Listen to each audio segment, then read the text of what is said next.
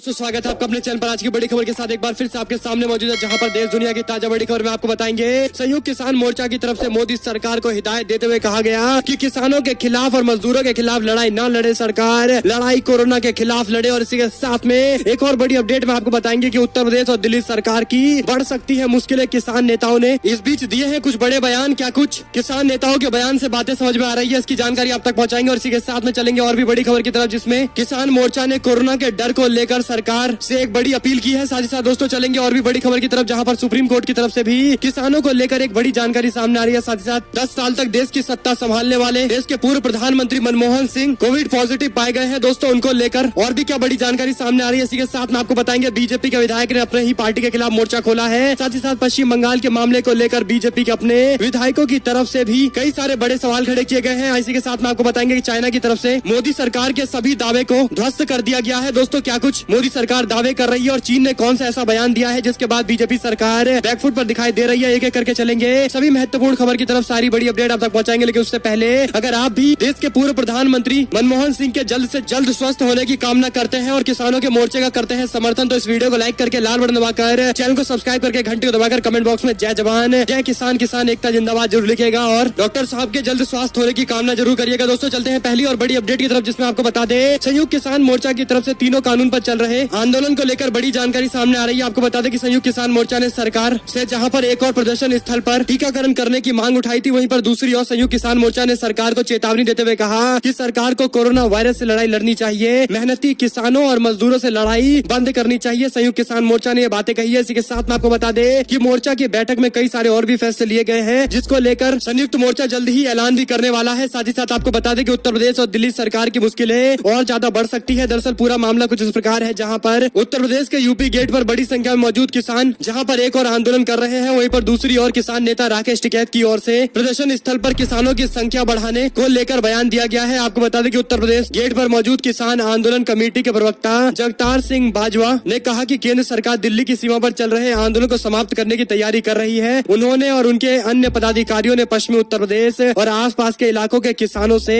20 अप्रैल तक UP gate पर रहने के लिए आह्वान किया है। ऐसे में आने वाले एक सप्ताह के भीतर किसान प्रदर्शनकारियों की संख्या में इजाफा हो सकता है और इसी को लेकर उत्तर प्रदेश की सरकार की मुश्किलें बढ़ सकती है। हालांकि सबसे पहले देश के प्रधानमंत्री को अपना पश्चिम बंगाल के अंदर चुनावी रैली को रद्द करना चाहिए और देश के गृह मंत्री के साथ साथ बीजेपी के बड़े बड़े नेता जो पश्चिम बंगाल में बड़ी बड़ी भीड़ जुटाकर रैलियां कर रहे हैं, उन पर पूरी तरह से प्रतिबंध लगना चाहिए। और इसी के साथ में आपको बताते चले कि कोरोना के डर से नहीं थमेगा आंदोलन, सरकार दिल्ली बॉर्डर पर बनाए वैक्सीनेशन सेंटर, किसान वहाँ पर आज जाएंगे और अब वैक्सीनेशन कराएंगे, टीकाकरण कराएंगे, कोरोना की गाइडलाइंस का पालन करेंगे। लेकिन कोरोना के डर से कोई आंदोलन नहीं समाप्त होने वाला है। दिल्ली सरकार और उत्तर प्रदेश सरकार को टीकाकरण के लिए अभियान चलाया जाना चाहिए। आपको बता दें कि संयुक्त किसान मोर्चा ने एक बार फिर से ये बात दोहराई है और इसी के साथ में आंदोलन तभी समाप्त होगा जब तीनों कृषि कानून वापस होंगे, एमएसपी पर कानून बनेगा। इसी के साथ में आपको बताते चले कि सुप्रीम कोर्ट में एक याचिका दाखिल की गई थी, जिसमें दिल्ली से सटे उत्तर प्रदेश के कई सारे रोडों पर रुकावट को लेकर अनुरोध किया गया और सुप्रीम कोर्ट से मांग की गई कि जितने भी रोड ब्लॉक किए गए हैं उन सभी को एक बार फिर से खोल दिया जाना चाहिए। जिस पर कोर्ट ने सुनवाई करते हुए सॉलिसिटर जनरल यानी सरकार के वकील से सवाल पूछा, जिस पर तुषार मेहता ने जवाब देते हुए कहा कि इस मुद्दे पर यानी किसान आंदोलन का समाधान निकालने को लेकर काम चल रहा है। लेकिन सवाल ये खड़ा होता है कि सॉलिसिटर जनरल जो सुप्रीम कोर्ट में जाकर ये बातें कर रहे हैं, आखिर सरकार कौन से समाधान को लेकर चर्चाएं कर रही है, क्योंकि किसानों से तो बातचीत हो नहीं रही। ऐसे में समाधान की जो बातें कर रहे हैं सॉलिसिटर जनरल जो उन्होंने सुप्रीम कोर्ट में कहा है, इसके क्या मायने हैं? आप लोग की क्या कुछ राय है कमेंट बॉक्स में लिखिएगा जरूर। वहीं आपको बताते चले कि इस बहस के दौरान सुप्रीम कोर्ट की ओर से कहा गया कि रोड ब्लॉक नहीं होना चाहिए, चाहे बेशक घर बनाना हो बनाओ, लेकिन दूसरों को समस्या नहीं होनी चाहिए। जिस पर सॉलिसिटर जनरल ने भी ये बातें कहते हुए दोहराया और कह दिया कि रोड ब्लॉक नहीं होना चाहिए। लेकिन दूसरी ओर किसानों ने भी इससे पहले स्पष्ट तौर पर सरकार को पत्र लिखकर उन सभी रोडों को खोलने की बात कही है जिन रोडों को सरकार ने बेवजह बंद कर रखा है और किसानों के आंदोलन से दूर दूर तक कोई नाता नहीं है। ऐसे में दोस्तों कई सारे सवाल है जिसको लेकर सुप्रीम कोर्ट में कुछ और जवाब सरकार दे रही है और दूसरी तरफ किसानों की तरफ से भी बयान जारी किए गए हैं। यानी कुल मिलाकर आप समझ सकते हैं कि किस तरह से सुप्रीम कोर्ट में सरकार अपनी दलीलें रख रही है। इस पर आप लोग की क्या कुछ राय है कमेंट बॉक्स में अपनी राय जरूर लिखिएगा। चलते हैं एक और बड़ी अपडेट की तरफ, जहां पर देश के पूर्व प्रधानमंत्री डॉक्टर मनमोहन सिंह कोरोना संक्रमित पाए गए हैं। संक्रमित होने के बाद उन्होंने दिल्ली के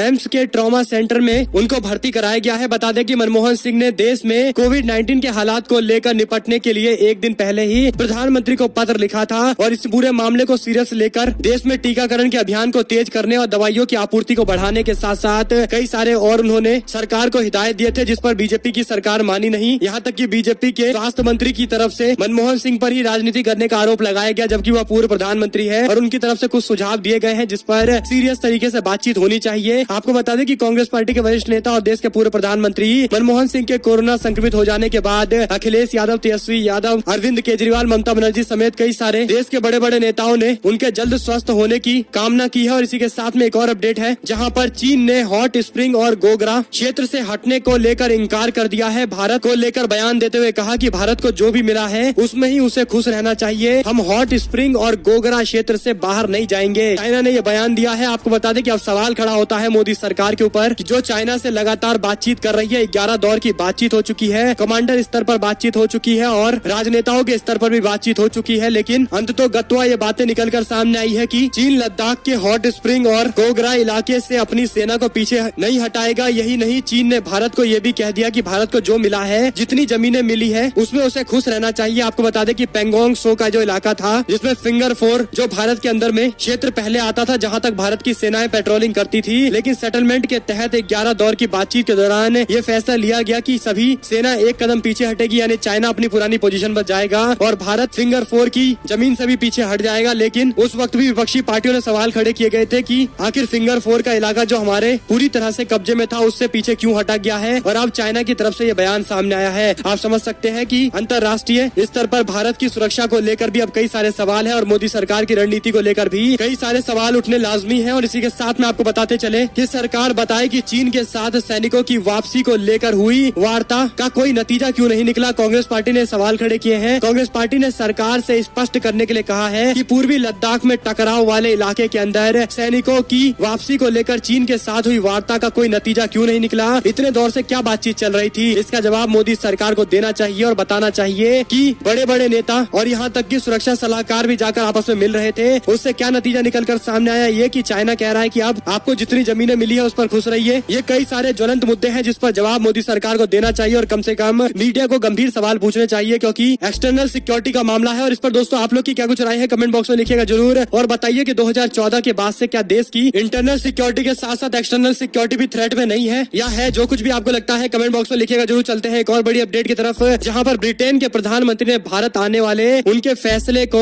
कैंसिल कर दिया है। लेकिन भारत के प्रधानमंत्री पश्चिम बंगाल में रैलियां करने से अपने आप को रोक नहीं पा रहे हैं। देश के प्रधानमंत्री नरेंद्र मोदी कोरोना महामारी के दौर में एक के बाद एक रैली पश्चिम बंगाल में कर रहे हैं और बिना किसी जवाबदेही के बीजेपी के मंत्री भी ताबड़तोड़ रैलियां कर रहे हैं, रोड शो कर रहे हैं। और जो चुनावी अभियान अमूमन हमेशा होता है वैसा ही चल रहा है। कोरोना के प्रोटोकॉल ताक पर रखे जा रहे हैं और ऐसे में आपको बता दें कि बीते 2 दिनों से आंकड़ों में इतनी तेजी देखने को मिली है कि 2 लाख से ऊपर का आंकड़ा लगातार बढ़ता जा रहा है। ऐसे में प्रधानमंत्री नरेंद्र मोदी ने उत्तराखंड में चल रहे महाकुंभ को सिर्फ प्रतीकात्मक ढंग से चलाने का ऐलान किया है, लेकिन पश्चिम बंगाल में अभी भी भाजपा बढ़ चढ़कर चुनाव प्रचार कर रही है। गौरतलब है कि देश के अंदर कोरोना महामारी की स्थिति को देखते हुए कांग्रेस पार्टी के नेता राहुल गांधी, तृणमूल कांग्रेस की अध्यक्षा ममता बनर्जी ने कोलकाता में पूरी तरह से चुनावी रैलियों को रद्द कर दिया है। वहीं पर दोस्तों तृणमूल कांग्रेस के प्रवक्ता डेरेक ओब्रायन ने भारत के प्रधानमंत्री नरेंद्र मोदी को लेकर चुटकी ली है। उन्होंने ट्वीट करके लिखा है कि ब्रिटेन के प्रधानमंत्री ने कहा है कि मैंने भारत का अपना ट्रिप कैंसिल कर दिया है। वहीं पर भारत के प्रधानमंत्री का कहना है कि बहुत अच्छा है, मैं पश्चिम बंगाल में कैंपेन कर रहा हूँ। यानी भारत के प्रधानमंत्री के फैसले को लेकर सवाल लगातार उठते जा रहे हैं, लेकिन जवाब इस पर बीजेपी सरकार को जहाँ पर एक और देना चाहिए, वहीं पर दूसरी ओर न तो मीडिया की तरफ से सवाल पूछे जा रहे हैं, न इसका जवाब बीजेपी सरकार की तरफ से दिया जा रहा है। एक और अपडेट की माने तो आखिरकार लोगों के दबाव बनाने के बाद, विपक्ष के करारे सवाल के बाद भारतीय जनता पार्टी को कुछ हद तक झुकना पड़ा है। दरअसल दोस्तों आखिरकार कोरोना की भयावह स्थिति के बाद बीजेपी ने फैसला लिया है कि पश्चिम बंगाल में बड़ी रैलियों पर रोक लगाई जाएगी, लेकिन प्रधानमंत्री अभी भी 500 लोगों की सभाएं करेंगे। बड़ी बड़ी रैलियों पर रोक लगाई गई है, लेकिन कोरोना संक्रमण के बढ़ते प्रकोप के बाद इस तरह के फैसले पर आप लोग की क्या कुछ राय है, कमेंट बॉक्स में लिखिएगा जरूर। आपको बता दें कि बीजेपी ने दावा किया है कि 6 करोड़ मास्क और सैनिटाइजर बांटे जाएंगे पूरे पश्चिम बंगाल में। अगर बीजेपी वाकई बांटना चाहती है तो पूरे देश में बांटना चाहिए। और इसी के साथ में आपको बता दें कि इससे पहले बीजेपी सरकार ने वादा किया था कि बिहार के अंदर भी सभी को वैक्सीनेशन उपलब्ध कराई जाएगी मुफ्त में, लेकिन अभी तक केवल कुछ एक लोगों तक ही ये वैक्सीन की सुविधाएं पहुंची है। इसी के साथ में आपको बता दें कि मरीजों को लेकर मोदी सरकार के मंत्री का एक ऐसा बयान सामने आया है जिससे आप बता सकते हैं कि असंवेदनशील बयान है और इस तरह से किसी मंत्री के द्वारा दिया गया बयान पूरी तरह से निंदनीय है। दरअसल दोस्तों मोदी सरकार के मंत्री केंद्रीय मंत्री पीयूष गोयल ने बयान देते हुए कहा कि मरीजों को केवल आवश्यक मात्रा में ऑक्सीजन दी जानी चाहिए। ऑक्सीजन की बर्बादी की रिपोर्ट है और जिन मरीजों मरीजों को ऑक्सीजन की जरूरत नहीं है उन्हें भी ऑक्सीजन दिया जा रहा है। सबसे पहले केंद्रीय मंत्री को यह सुनिश्चित कराना चाहिए कि ऑक्सीजन की उपलब्धता पूरे देश के अंदर में है, लेकिन ऑक्सीजन के बर्बाद होने को लेकर सवाल खड़े कर रहे हैं। और ऐसे में दोस्तों, क्या आप मानते हैं कि ऑक्सीजन की बर्बादी हो रही है या फिर उपलब्धता ही कम है, अवेलेबिलिटी ही कम है? आप लोग की जो कुछ भी राय हो कमेंट बॉक्स में लिखिएगा जरूर। एक और जानकारी की माने तो भारतीय जनता पार्टी के उपाध्यक्ष की बेशर्मी देखने को मिली है। शव वाहनों के साथ तस्वीरें खिंचा रहे हैं पत्रकार, बोले कहा मौत का भी तमाशा बनाकर रख दिया है। वैसे तो नेताओं के लाशों पर राजनीति करने की आदत होती है, लेकिन आजकल नेताओं की नई आदत बन गई है फोटोग्राफी कराने की। आपको बता दें कि ये मामला है मध्य प्रदेश से जुड़ा हुआ, जहां पर मध्य प्रदेश बीजेपी के उपाध्यक्ष और भोपाल के पूर्व महापौर आलोक शर्मा शव वाहनों के सामने तस्वीरें खिंचा रहे हैं और इन वाहनों में कोरोना से मृत हो चुके लोगों को शमशान घाट तक पहुंचाया जा रहा है। देश में जाने माने पत्रकार अजीत अंजुम ने इस ट्वीट के साथ बीजेपी के नेता पर सवाल खड़े किए हैं। और इसी के साथ में एक और अपडेट है, जहां पर बिहार में कोरोना का कहर, जेडीयू विधायक और पूर्व मंत्री का कोरोना से निधन 3 दिन पहले हुए थे पॉजिटिव। आपको बता दें कि इससे पहले उनके शिक्षा मंत्री बनने को लेकर सवाल खड़ा किया गया था। बाद में नीतीश कुमार को झुकना पड़ा और अपने मंत्री का इस्तीफा मांगना पड़ा। आखिरकार उनका कोरोना से निधन हो गया है, जिसको लेकर बिहार के नेताओं ने उनको श्रद्धांजलि दी है। आपको बता दें कि नीतीश कुमार ने उनको याद करते हुए कहा कि बेहद ही दुखद समाचार मिला है, शिक्षा और राजनीति में उनका योगदान हमेशा याद रखा जाएगा। इसी के साथ में दोस्तों, पश्चिम बंगाल के अंदर 6 करोड़ मास्क बांटेगी बीजेपी। अमृत सेन जो नोबेल पुरस्कार विजेता है, उन्होंने कहा कि राज्य में अगर बीजेपी की सरकार बन गई तो सबसे ज्यादा राज्य को बड़ा नुकसान होने वाला है। आपको बता दें कि मूल रूप से बंगाल से जुड़े और पूरे दुनिया में पुरस्कार जीतने के साथ साथ कई और मामले को लेकर ख्याति प्राप्त अमृत सेन ने पश्चिम बंगाल के स्थानीय लोगों से सरकार बनाने को लेकर डालने वाले वोट पर अपनी प्रतिक्रिया दी है। उन्होंने स्थानीय लोगों से अपील की है कि सरकार जो बननी चाहिए वह स्थानीय बननी चाहिए, न कि इसे केंद्र से शासित किया जाना चाहिए। अगर बंगाल में बीजेपी की सरकार बनती है तो इससे बंगाल का भारी नुकसान होगा। सेन ने आगे कहा कि बंगाल एकता चाहता है, विभाजन नहीं चाहता है। अगर बंगाल को बीजेपी की अगुवाई वाली केंद्र सरकार द्वारा शासित किया जाएगा तो केंद्र के हाथ में बंगाल की सत्ता का केंद्रीकरण हो जाएगा। इसी के साथ में उन्होंने कहा कि अल्पसंख्यक अधिकारों की समझ बहुत सीमित केंद्र सरकार को है और आर्थिक नीति व सामाजिक न्याय के क्षेत्र में उनका रिकॉर्ड पूरी तरह से खराब है। इसी के साथ में सेन ने हिंदुत्व का झंडा थामने वाले राजनेताओं की भी आलोचना की है। और इसी के साथ में आपको बताते चले कि उन्होंने आगे कहा कि यह गुरुदेव रविंद्रनाथ टैगोर से लेकर नेताजी सुभाष चंद्र बोस वाले बंगाल वाली बड़ी समझ के लोगों के पास ही सत्ता रहनी चाहिए, जो प्रदेश के अंदर मेहनत करे और लोगों के आर्थिक स्थिति के साथ साथ सामाजिक और तरह तरह के अन्य न्याय को स्थापित करे। इस तरह से बीजेपी अगर सरकार राज्य में बना लेती है तो राज्य के लिए सबसे भारी नुकसान होगा। आपको बता दें कि दुनिया भर के अंदर एक बंगाली के तौर पर काफी ज्यादा प्रसिद्ध है अमृत सेन, और उनका जो ये बयान सामने आया है कहीं ना कहीं ग्राउंड स्तर पर भी इसका काफी असर देखने को मिलेगा। आप लोग की क्या कुछ राय है कमेंट बॉक्स में लिखिएगा जरूर। एक और जानकारी की माने तो उत्तर प्रदेश की योगी सरकार को इलाहाबाद हाईकोर्ट ने आदेश देते हुए जमकर फटकार लगाई है। आपको बता दें कि कोरोना के बेकाबू 5 शहर में लागू कर दिए गए लॉकडाउन, योगी सरकार ने कहा कि इसकी जरूरत नहीं है, जीवन के साथ आजीविका भी बचानी जरूरत है। जनहित याचिका पर सुनवाई करते हुए न्यायमूर्ति सिद्धार्थ वर्मा तथा न्यायमूर्ति अजीत कुमार के निर्देश पर 19 अप्रैल से लखनऊ, प्रयागराज, कानपुर, वाराणसी और गोरखपुर में लॉकडाउन करने की बात कही गई। इसके बाद मामले की अगली सुनवाई 26 अप्रैल को होनी थी, लेकिन योगी सरकार ने कहा कि आज उच्च न्यायालय के आदेश के क्रम में यूपी सरकार के प्रवक्ता ने अवगत कराया है कि प्रदेश में कोरोना के मामले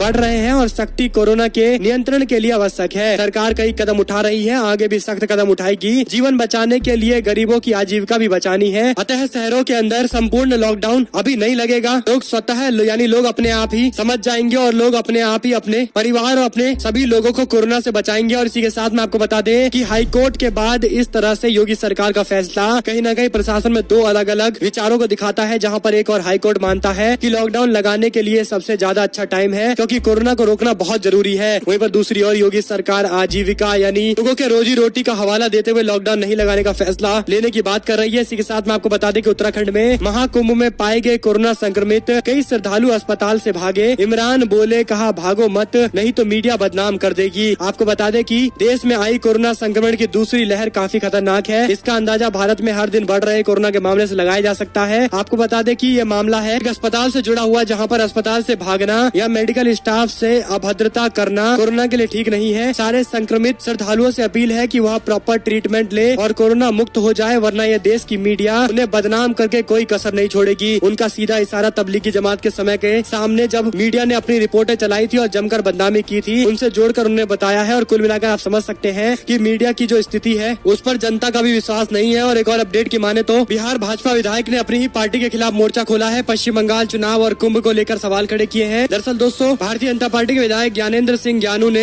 अपनी ही पार्टी के खिलाफ मोर्चा खोला है और बिहार में बाढ़ विधानसभा क्षेत्र से विधायक ज्ञानू ने बड़ी बात कहते हुए कहा कि कोरोना से खुद अपना बचाव करे, क्योंकि देश की राजनीतिक दलों को अब आम जनता की कोई चिंता नहीं है। पश्चिम बंगाल में दबाकर चुनाव चल रहे हैं और दूसरी ओर कुंभ के मेले भी आयोजित कराए जा रहे हैं। इसी के साथ में संजय जायसवाल की पोस्ट पर एलजेपी ने ली चुटकी। बीजेपी और जेडीयू को सौतेले भाई जैसा संबंध वाला गठबंधन सहयोगी बता दिया है। इसी के साथ में आपको बता दें कि लालू यादव की वापसी पर सुशील मोदी का बयान। कहा, लालू यादव की जमानत के बाद कोई फर्क नहीं पड़ेगा, सरकार का ध्यान कोरोना पर है। आपको बता दें कि उनसे सवाल पूछा गया कि लालू यादव बाहर आ रहे हैं और नीतीश कुमार आरजेडी के नेताओं से मुलाकात कर रहे हैं, तो क्या मान लिया जाए कि प्रदेश की राजनीति में कुछ बड़ा होने वाला है? क्या लालू यादव के आने के बाद अपने ही विवादों से जो चल रही है सरकार नीतीश कुमार और बीजेपी की सरकार, क्या वो पूरी तरह से समाप्त होने वाली है? क्या भारतीय जनता पार्टी और जेडीयू का गठबंधन टूटने वाला है? ये सारे सवाल उनसे पूछे गए तो सुशील मोदी का ये मानना है कि लालू यादव को जमानत मिलने से कुछ नहीं होगा। हालांकि लालू यादव को जमानत मिलने के बाद जिस तरह का जोश आरजेडी कार्यकर्ताओं और नेताओं में है, वहीं पर दूसरी ओर कई सारे बीजेपी के नेता जिस तरह से विरोध कर रहे हैं, उसके बाद माना जा सकता है कि लालू यादव बाहर आते हैं तो कुछ न कुछ बिहार की राजनीति में बड़ा देखने को मिलेगा। और ऐसे में दोस्तों, आप लोग की क्या कुछ राय है? कमेंट बॉक्स में अपनी राय जरूर लिखिएगा। एक और अपडेट की माने तो कोरोना के बढ़ते मामले पर कोलकाता में रैली नहीं करेंगी ममता बनर्जी और उसके बाद उन्होंने एक बार फिर से इलेक्शन कमीशन से हाथ जोड़कर प्रार्थना की है। इलेक्शन कमीशन से कहा कि आप बंगाल को बचाइए, कोरोना के बढ़ते मामले को लेकर बंगाल की जनता त्रस्त है और इसीलिए जरूरी है कि आगे आने वाले चुनावों को एक साथ मिलाकर जल्द ही किया जाना चाहिए, ताकि जनता को कोरोना जैसी महामारी से बचाया जा सके। केवल चुनाव के चक्कर में जनता की जान को जोखिम में नहीं डाला जा सकता। इसी के साथ में एक और अपडेट की माने तो ममता के खासम खास नेता बोले, कहा प्रधानमंत्री के ओ दीदी वाले बयान के बाद महिलाओं ने एकजुट होकर एक मुश्त अब पूरी तरह से दीदी का समर्थन कर दिया है। टीएमसी के नेता ने बयान देते हुए ये राय रखी है। आपको बता दें कि भारतीय राष्ट्रीय तृणमूल कांग्रेस की तरफ से जो ट्रेड यूनियन चल रहा है, जिसे INTTTUC कहा जाता है, उसके संस्थापक अध्यक्ष हैं जिन्होंने बातें कही है। उन्होंने कहा कि हमारे पास ग्राउंड रिपोर्ट सामने आ रही है जो स्पष्ट दिखाता है कि राज्य के अंदर ममता बनर्जी के पक्ष में पूरी तरह से एकजुट होकर एक मुश्त प्रदेश की महिलाएं हैं। प्रदेश की महिलाएं ममता बनर्जी में अपना भविष्य देखती हैं और जिस तरह से उन्होंने महिलाओं के लिए काम किए हैं, उसके बाद से एक साइलेंट वोट की तरह ममता के समर्थन में पूरी तरह से महिलाएं एकजुट हैं, जो कहीं न कहीं बीजेपी को इस बार एक और तगड़ा झटका देने वाला है। एक और अपडेट की माने तो कोरोना वायरस को लेकर बाकी चुनाव 1 या 2 दिन में कराने पर ममता बनर्जी ने जो इलेक्शन कमीशन से अपील की है, उस पर इलेक्शन कमीशन जल्द ही बयान जारी कर सकता है। एक और अपडेट की माने दोस्तों, तो भारतीय जनता पार्टी के शासित प्रदेश के अंदर एक बड़ा फैसला, अच्छा फैसला लिया गया है। आपको बता दें कि कोरोना के बढ़ते मामले को लेकर कर्नाटक सरकार ने जिला पंचायत और तालुका के पंचायत चुनाव को स्थगित कर दिया है। ये फैसला कर्नाटक के ग्रामीण विकास मंत्री KS ईश्वरप्पा की तरफ से लिया गया है। अधिकारियों और विशेषज्ञों के साथ बातचीत के बाद